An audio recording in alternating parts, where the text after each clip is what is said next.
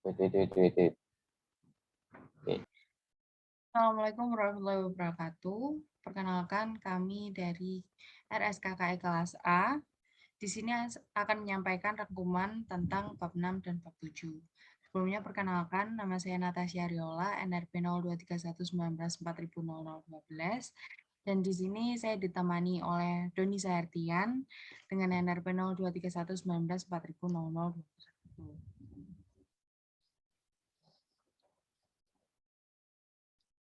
Nah, pada bab 6 ini yang berjudul Photoelectronic Conversion membahas tentang yang pertama adalah radiation and the photon, yang kedua adalah the photovoltaic effect, yang ketiga the photoelectric energy conversion, yang keempat adalah design consideration, yang kelima adalah materials and fabrication.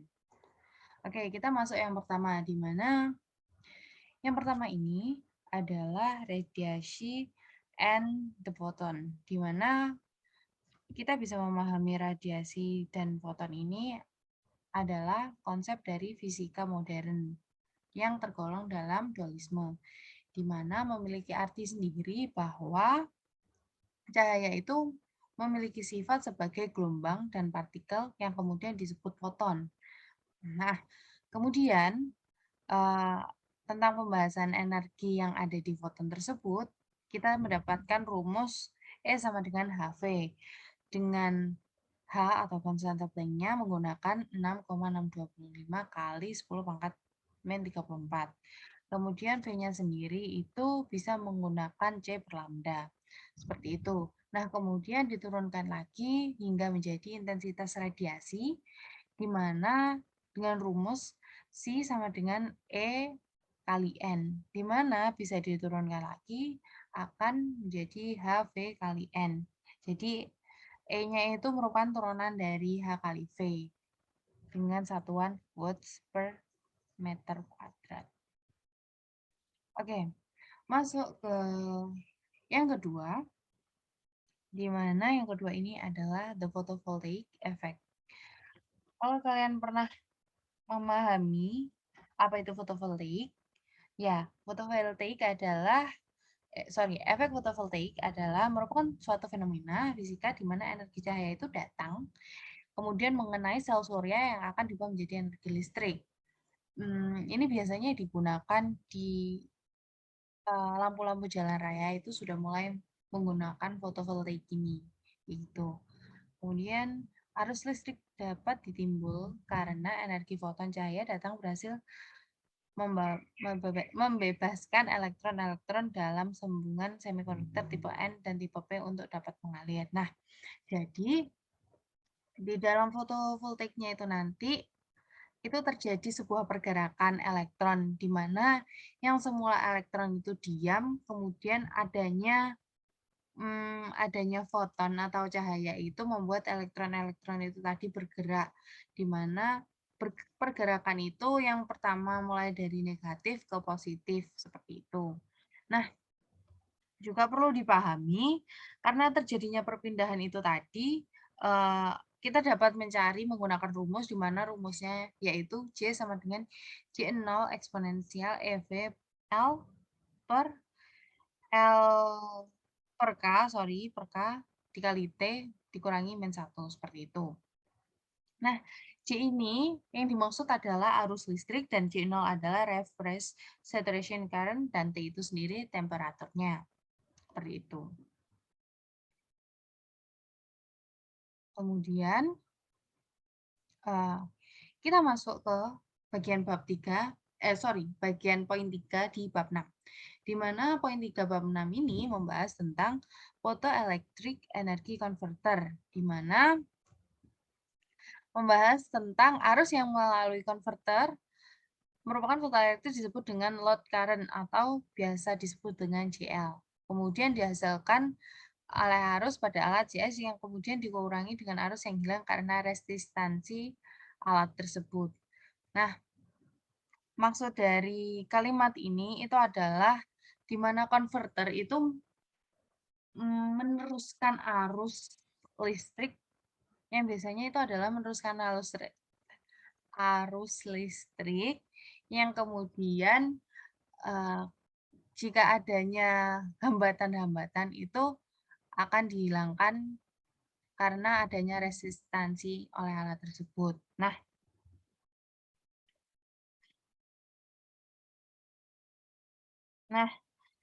bisa terlihat dari gambar ini, kurang lebih rangkaian listrik yang terjadi pada konverter tersebut seperti ini.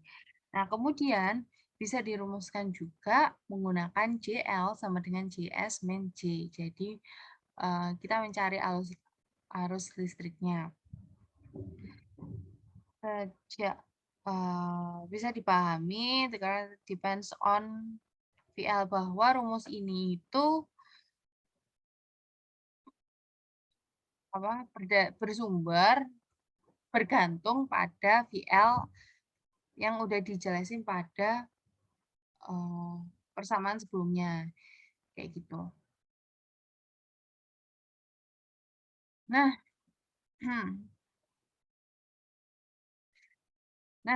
the output power the output powernya itu bisa kita lihat dengan rumus P sama dengan VL JS min VL J0 eksponensial EVL per KT min 1. Jadi di sini nanti akan mendapatkan the voltage VLM untuk maksimumnya kayak gitu. Nah, kemudian persamaan-persamaan tersebut disubstitusikan hingga menjadi persamaan JLM sama dengan JS plus J0 per 1 plus KT per EVLM. Jadi merupakan voltage maksimumnya kayak gitu. Nah, sedangkan maksimum output powernya itu menggunakan PM sama dengan JS plus J0 V dikali VLM per 1 plus KT per EVLM seperti itu, atau seperti gambar di PPT ini kayak gitu. Nah, bisa kita lihat juga ada grafik di samping kanan kita di mana menjelaskan tentang output current density-nya dan VLM-nya kayak gitu, antara perbandingan JS dan voltage-nya kayak gitu. Oke, next. Nah, masuk ke bagian 4 bab 6 di mana perlu mempertimbangkannya dalam pendesainan photoelectric converter. Pertimbangannya itu dapat dilihat dari rumus eksponensial di mana EVLM per KT sama dengan 1 plus JS per J0 per 1 plus EVLM per KT kayak gitu. Dan dari pertimbangan ini didasarkan pada output tegangan pada daya yang maksimum. Dari persamaan ini kita mengetahui bahwa output tersebut merupakan pengaruh dari nilai JS dan J0 kayak gitu. Nah, J0-nya sendiri itu bisa disebabkan aliran muatan minor yang melewati junction. Jadi dapat dirumuskan dengan rumus J0 sama dengan PN EUP plus NP EUN kayak gitu. Oke, di mana dijelaskan bahwa PN dan NP adalah the hole and electron density in the N and P region kayak gitu, di bagian negatif sama positifnya sendiri. Nah, terus masuk ke rumus selanjutnya di mana diketahui bahwa diffusion coefficient D-nya itu bisa kita rumuskan dengan J0 sama dengan PN E dP plus LP plus NPE DN plus LN kayak gitu. Oke. Masuk ke poin 5 di mana ini adalah poin terakhir dari bab 6. Nah, poin kelima ini adalah materials and fabrication, di mana kita dapat mengetahui setelah melakukan percobaan-percobaan dengan rumus-rumus yang di atas tadi. Nah, didapatkan bahwa setelah melalui banyak percobaan, diketahui bahwa material yang dimaksudkan adalah material yang memiliki energi gap sekitar 1,3 eV. Kemudian material tersebut disarankan karena mampu meminimalisir antara pembuangan penuh dari low energy photon dan pembuangan energi photon itu sendiri. Namun perlu kita sadari juga atau perlu kita ketahui bahwa material yang sering digunakan justru silikon dengan energi gap 1,1 eV. Hal ini karena material gallium arsenide yang memiliki energi gap 1,35 justru tidak memiliki efisiensi sebagus silikon. Ya. Efisiensi ini juga berpengaruh sama biaya yang dikeluarkan dalam penyusunan fotovoltaik itu sendiri biasanya. Kemudian menurut J.J. Loversky itu membahas tentang fabrikasi untuk sel fotoelektriknya, bahwa sel fotovoltaik berbahan dasar CDS memiliki efisiensi 4-6% lebih baik, kemudian CDSE dan CDT merupakan terobosan terbaru untuk lapisan tipis pada sel fotovoltaik yang berfungsi menahan tegangan tinggi efek fotovoltaik. Nah, yang dimaksudkan dari menahan tegangan tinggi itu apa namanya? Jadi fotonnya itu menembusnya itu tidak benar-benar langsung, tapi ada ibaratnya ada filternya kayak gitu. Yang dimaksud dari J.J. Loversky-nya dalam diskusinya kayak gitu. Oke, next. Untuk selanjutnya masuk ke bab 7, aku serahin sama temanku. Silakan Doni. Ya baik, pada bab 7 kali ini kita akan membahas tentang thermionic conversion. Pada bab 7 ini kita akan membahas 6 case. Next. Di mana yang pertama yaitu operation of the thermionic energy conversion. Kemudian yang kedua ada thermionic emission. Dan ketiga ada the vacuum converter. Keempat ada the gas field converter. Yang kelima ada thermionic nuclear reactor. Dan yang keenam atau yang terakhir adalah heat pipes. Nah, pada bahasan pertama yaitu mengenai operation of the thermionic energy conversion.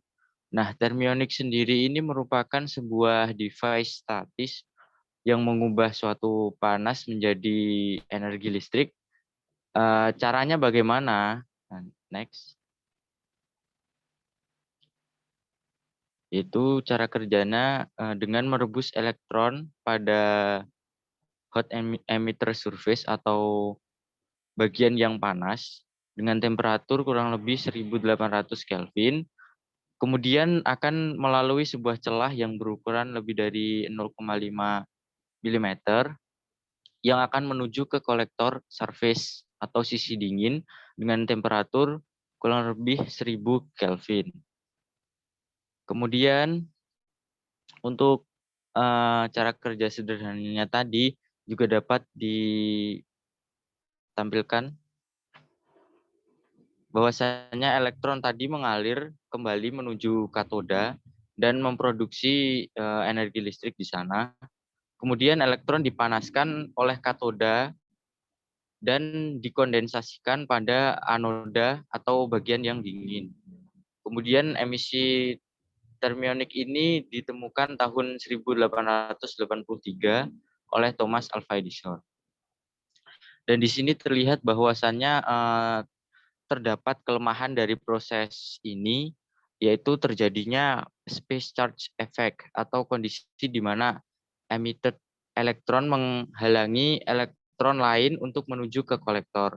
Nah, untuk mengatasi hal ini itu ada dua cara, yaitu memperkecil jarak emitter dan kolektor, serta menambah ion positif di depan emitter untuk mengatasi tumpukan ion negatif. Next. Nah, kemudian yang kedua ada thermionic emission. Nah, pada thermionic emission sendiri ini terjadi yang namanya electrostatic image force atau gaya yang mencegah elektron itu terlepas dari kulitnya. Nah, jika energi yang dimiliki elektron itu tidak cukup kuat, maka elektron akan kembali lagi ke permukaan atau surface. Dapat terlihat di gambar di sebelah kanan itu. Next. Nah, kemudian cara kerjanya sendiri itu besarnya energi yang diperlukan untuk melepaskan elektron dari suatu atom. Jadi tadi kan kita ketahui bahwasannya hal ini tuh berkaitan dengan electrostatic image force. Jadi gaya yang mencegah elektron untuk lepas. Nah, kemudian energi ini tuh harus dilampaui sebelum elektron dapat meninggalkan suatu permukaannya agar dapat lepas. Next.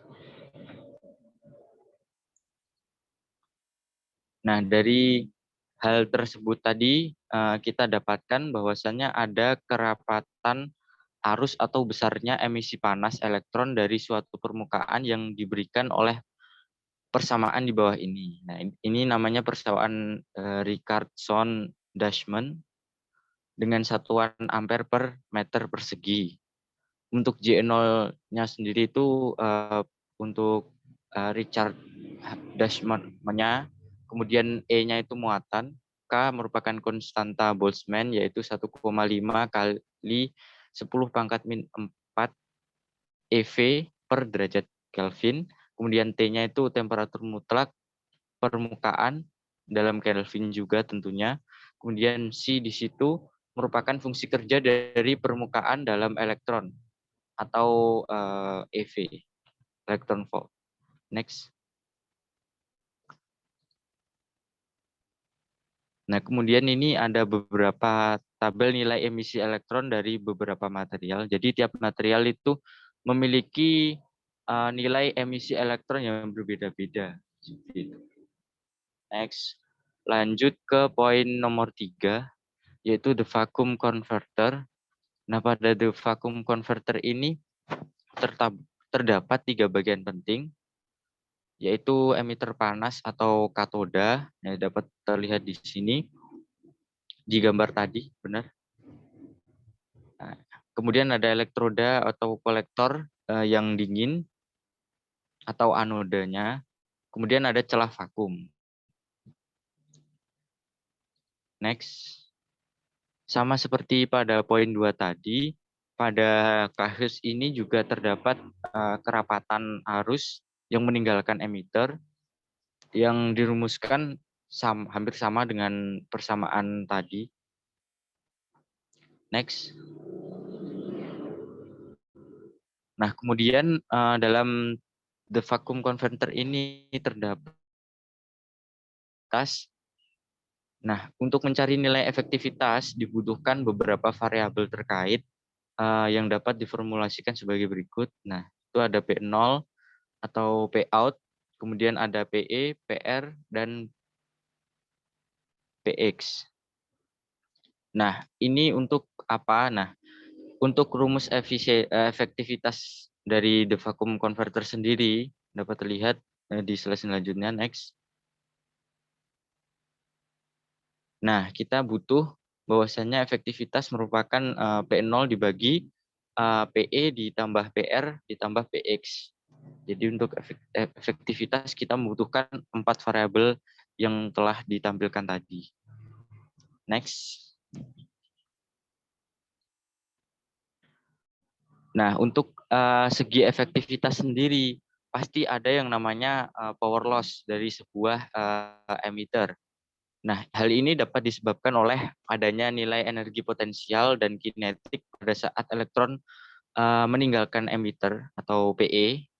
Nah, kemudian ada juga radiasi panas dari PR dan adanya konduksi panas yang melewati electrical conductor atau PX.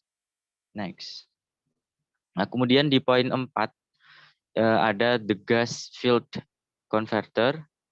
Kenapa kok kita menggunakan gas? Nah, hal ini itu merupakan teknik yang bertujuan untuk menghasilkan sebuah ion positif secara kontinu yang akan dapat menarik ion negatif yang berkumpul agar ion tadi itu dapat bergerak dengan lebih bebas menuju kolektor.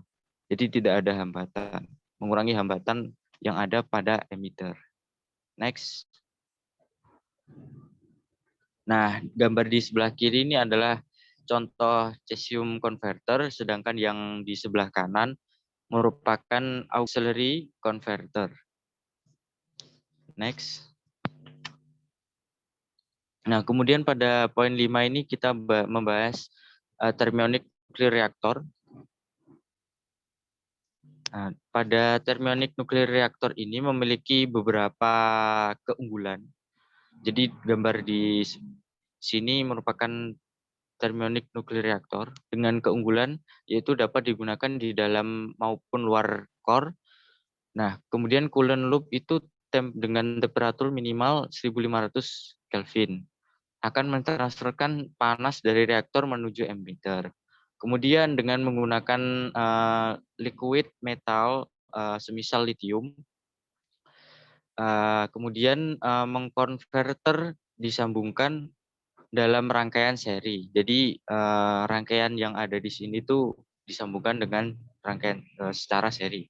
Kemudian material yang dapat digunakan lebih terbatas karena material harus dapat menjadi insulator dan konduktor dengan suhu di atas 1500 Kelvin tadi.